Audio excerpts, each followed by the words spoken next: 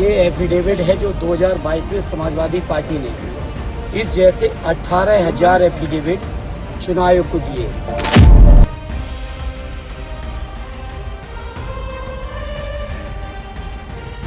जिस समय मुझे नोटिस मिला था, नोटिस के समय के अंदर अपने वर्कर्स से सहयोग लेकर के एक्सरसाइज कर करके उतने कम समय में हम 18,000 ही एफिडेविट बनवा सके। समय अगर हमारे पास और होता तो शायद एफिडेविट और मैं बना सकता था, लेकिन 18,000 एफिडेविट देने के बाद भी अगर कार्रवाई नहीं हुई है तो कौन भरोसा करेगा इलेक्शन कमीशन। जो बाई इलेक्शन देखा हमने आपने, वो सामान्य चोरी नहीं थी, वो डकैती थी। आप कल्पना कर सकते हैं कि पुलिस वोट डालेगी, पुलिस प्राइवेट ड्रेस में जाकर के वोट डालेगी। कोई कल्पना कर सकता है इस बात को लेकर के?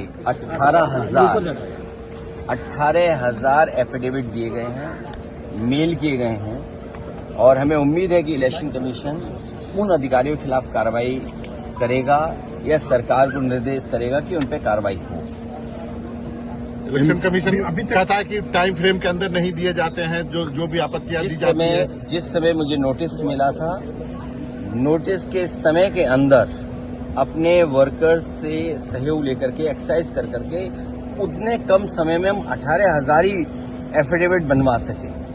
समय अगर हमारे पास और होता तो शायद एफिडेविट और मैं बना सकता था, लेकिन 18,000 एफिडेविट देने के बाद भी अगर कार्रवाई नहीं हुई है तो कौन भरोसा करेगा इलेक्शन कमीशन पर।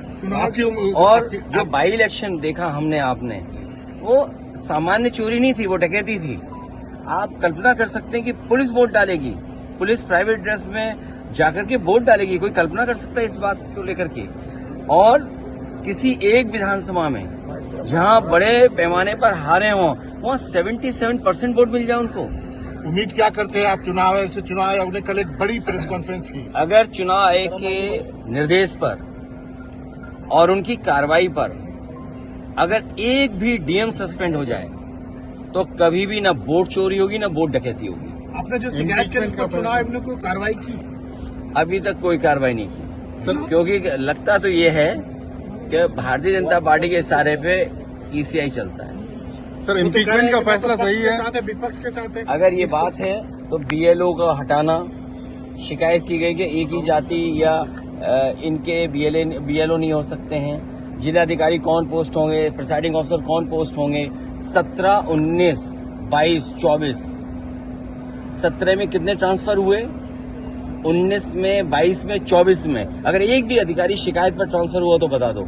14 में, 17 में, और उससे पहले कितने अधिकारी ट्रांसफर होते थे यूपी में? जो बीजेपी जिस अधिकारी की शिकायत कर देती थी वो तो डॉक्यूमेंटेड होगा ना, लेटर डॉक्यूमेंटेड होगा।